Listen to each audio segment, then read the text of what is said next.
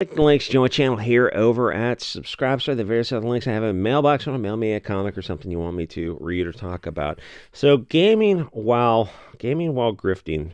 Guys were marginalized and oppressed. There's an interview with Black Girl Gamers, it's some woke political commissar company, and every other word was all these Frankfurt School buzzwords about being marginalized communities. They hear these hot words and just like the low IQ, the midwits that they are, they just repeat them because they think the words are the argument instead of what they are. It's just kind of virtue signaling, manipulative language to get people to kind of bypass cognition, where they start at the conclusion and then insert these signal words to get you to say that this is the left-wing talking point and you have to reach the left-wing conclusion. Otherwise, you're a wrong thinker, and you wouldn't want to be a wrong thinker, would you? It's like, well, yes, we do. If these left-wing cattle are going in one direction, then it's definitely the wrong direction. So, gaming documentary is not doing as well, shocking. There was a time of peak SJW feminism where it was gay, space, mixed race communism, where the left was kind of getting traction for woke ideas, but that was all pre-2016 and Trump. That was at the end of Obama's, what is fucking disaster that turned out to be. And, in hindsight, the more you look at that, and I thought that was so trendy. People were, it seemed like they were just repeating about how bad Obama was, and I thought, oh, you're not really, was he really that bad? And then in hindsight, I started to look at it and go, oh, yeah, I guess he was, I don't know if it was him directly or a lot of things. He set the forces in motion, or they were set in motion under his tenure, that led us to, I don't know, what's probably going to be civil war in America. Anyway, so it started to fall rapidly because their focus shifted to whining about Trump, and feminism shifted to where feminism was, I don't know what stage it was in, but it's women, whatever it is, doing whatever feminist women do. But it kind of shifted to the whole non-binary, pan, all these kind of other things started to get on the radar because kids wanted to and yeah, that's all a fad. None of that's real. Or I'd say 99% of it's not real. It's people need attention. They go through fads. This has happened historically. It's weird.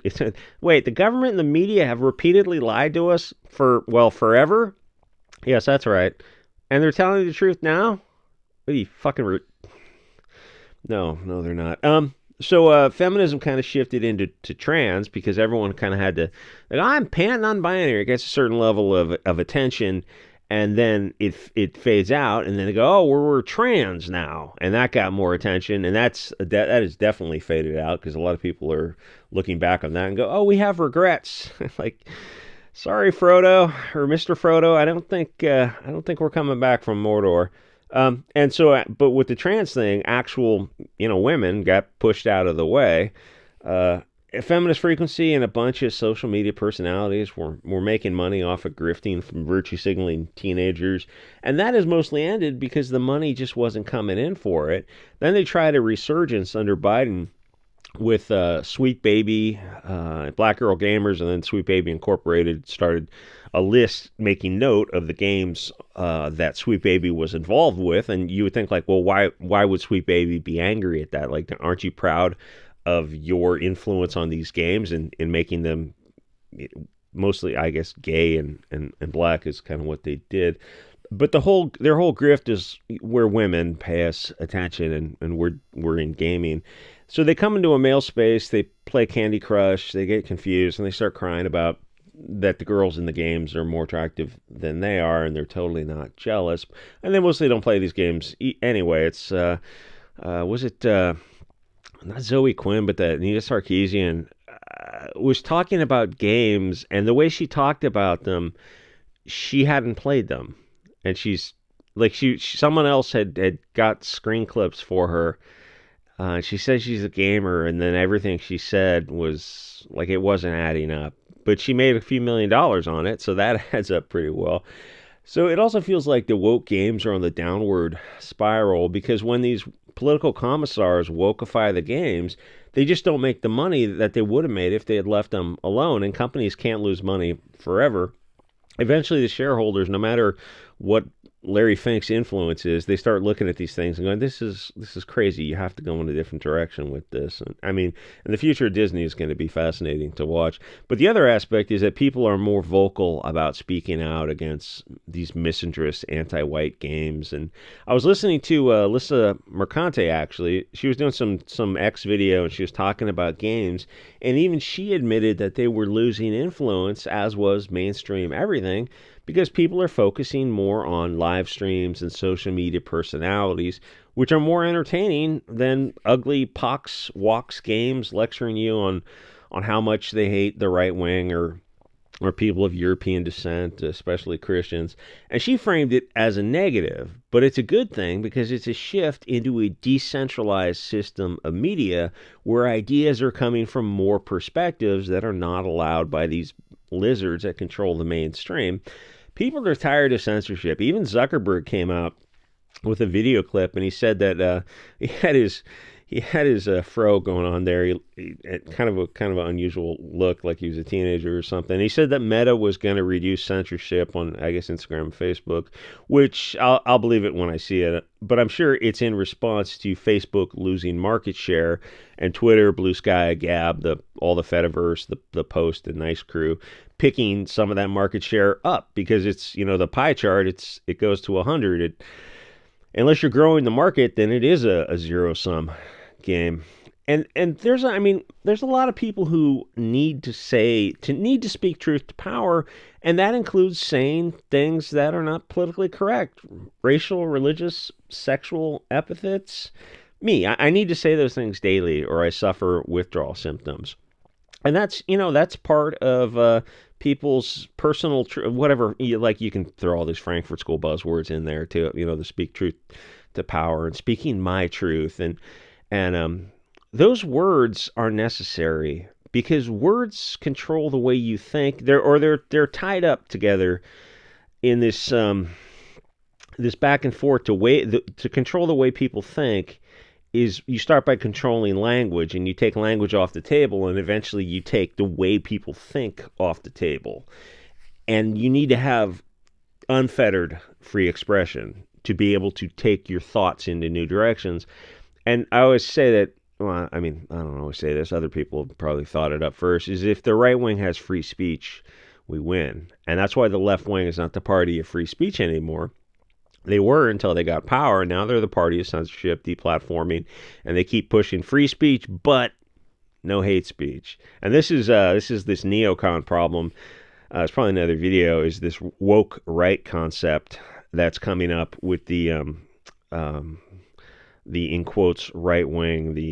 This is like just the worst grifter right wing, the Israeli first right wing, which is kind of iffy to say on YouTube, but that's essentially what it is. It's more money for foreign countries, and it's just neocons of the 90s who are coming back, and like right and left don't mean anything. Conservative and liberal are more accurate terms, though. Like the left isn't liberal anymore, they're authoritarians, and there's very few actual conservatives out there because the right wing that proudly calls themselves conservatives don't actually conserve anything. So if they say that some speech is politically incorrect, and it seems to, and that like now there's the right wing people like Florida HB 269, and like there's a lot of stuff under Trump where criticizing some sacred cows is the right wing is also the party of free speech, but like wait a minute, like that's a line in the sand. You have to have free speech because otherwise, if you allow someone to determine what misinformation, disinformation, or unallowable speech is, it's like, well, then they totally control the narrative. The best person to decide is between the speaker and the listener. So if they say something's not PC, then those are the alleyways you need to go down. You need to say those things the most. Slaughter the sacred cows, and you just can't do that on the mainstream sites. People are more comfortable to look at PC stuff now, or virtue signaling and pandering, and just say that those gay or anti-white hate themes are not their values. Because why would they be? We're proudly straight, and we love our tribe. And some of the stuff you can frame, I frame on Twitter as just a way to like draw fire from them, to say you're proudly straight, and their response will be, "What are you proud of?" And they'll go into a kind of a pre-thought out boilerplate response, and you can get this from them, and you can predict their response because it's like they're pre-programmed. And there was this other article about this. I guess I should switch to it, which ties in where this game designer is saying that woke shouldn't be the something like the default in games. I can find exactly what he says. It doesn't add to the game experience, and that's a statement that he would not have said 2 years ago, because the Kotaku and the IGN types of sites would just whine like the communist pussies that they are, and the Twitter crowd would lose their minds. But those websites are not making money on the articles that they used to make, to the point where they had to fire a bunch of people. I think they said Kotaku fired like a dozen people. First, they were trying to switch up their programs to make like Alyssa Mercante was fighting with people and worked at Kotaku, and she had better name recognition than the magazine. She was just fighting with people, and they go, "Oh, we're going to make more game guides to get people in." But eventually they just fired a dozen people, and then she said that she had quit before she got fired. So who knows about that? Now she's trying to be a Twitch whore, I guess, and she's suing Smash GT, which is some kind of Mexican game reviewer. He's got a YouTube and a great website. But if I were him, I'd play up the well, I'm a marginalized person of color, and I'm being disenfranchised and othered and oppressed by this idiot Alyssa Mercante. I guess she's suing him for calling her a filthy whore or something, which spiritually at least she is. And Twitter isn't the SJW paradise that it used to be. Some of them are on Blue Sky, Blue Sky is like Tumblr and Twitter from a long time ago. It is just an echo chamber of the toxic far left. But the ones that remain on Twitter seem to have lost a lot of energy, or it feels like something has changed. And some of it is because the woke games and movies that they say they want are objectively failing. And when things lose money and it's obvious and they're made for a left-wing audience, then the left-wing audience can't complain when people point out, yeah, this woke stuff just isn't selling. The left wing is big enough to make any game or movie or comic sell well, but they're not paying for these things. Like they're not paying for the Black Girl gaming experience or Gaming While Black, whatever it's called. Nobody cares about that kind of stuff any more than gaming while Christian or of European descent. It's or being a woman, or the left just doesn't support things that they say they want. So where does that leave the businesses? And the thing with the right is that we can be more honest about, oh yeah, diversity and feminism. No, not into that at all. And then the response is why, or so what you're saying is insert straw man here. It's like, it doesn't matter, just not into it. I don't want to see any diversity or pox walks, feminist themes, or blonde man bad. It doesn't get us to open our wallet. And you don't have to go beyond that. It's like you're just not into it. Those are just not our values. And when you say a trigger phrase like that, like those are not our values, the response is going to be paragraphs and paragraphs about how much they hate Christians and Christian values. And as you're a Christian, then you should believe this. And you look at them and you're like, why would I care what a non-Christian believes at all? Jesus was just like a hippie, man. He just was like, just be cool, man. Why can't we all just be cool? So the situation with this is that the corporate globalist parasites are not ready to abandon woke. So don't, like, if you think you see these corporations pulling back a little bit, no, it's more a case of they're shifting gears. They're not the indicators are not there that they're willing to abandon it. But the people who were scared to speak out against it are now starting to admit that it just doesn't sell, because objectively it doesn't. So you're going to continue to see the mainstream across the board lose market share in everything. And I mean like CNN and MSNBC and what is it? Fox owns, or not Fox, Disney owns, is ABC, I think, and then all ABC subsidiaries. Now, I thought usually the party out of power, with Trump in power, the right vaguely in power, that the left-wing media would have a resurgence. But the people who are the CEOs of left-wing media companies and Disney and whatnot are indicating that they don't think the mainstream left-wing media, which is all left-wing media, is going to come back. So I don't know why they think that. Or like MSNBC is apparently failing too, and that surprised me when I heard that. Like I thought the left wing would be more connected to mainstream left wing media, but apparently they're not for some reason. And the other big picture is mainstream everything is just on it is slowly declining. So now I don't know where the left wing is. If they're not watching CNN or MSNBC or ABC and the Disney, and then like where are they going to? Because the mainstream is dying. But I know where the right is going, but I'm not sure where the left is going. I haven't really thought about that. The thing is, with a lot of left wing stuff, they're losing market share, but they don't necessarily have to lose money because they can do what Hollywood has done or theaters have done, is that they've raised prices for a lot of things, and they just capture a smaller audience, like live performances. And you're seeing that somewhat with streaming companies where they get you in the door with a 6 month whatever.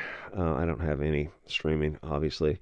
I mean, you're just supporting like Epstein Island types. And then they raise prices, but then they also do like they put commercials in things. So it like you've gone full circle. You're paying for cable, but you also get commercials. Oh no! But now you can pay for a premium. It just gets absurd. And mainly the big point is people will pay for stuff they like, but the big thing is there's just less and less things that people are like now because it's just stupid. Everything is just so like clown world, upside down world. Anyway, like, comment, subscribe, and I will see you guys on the next episode.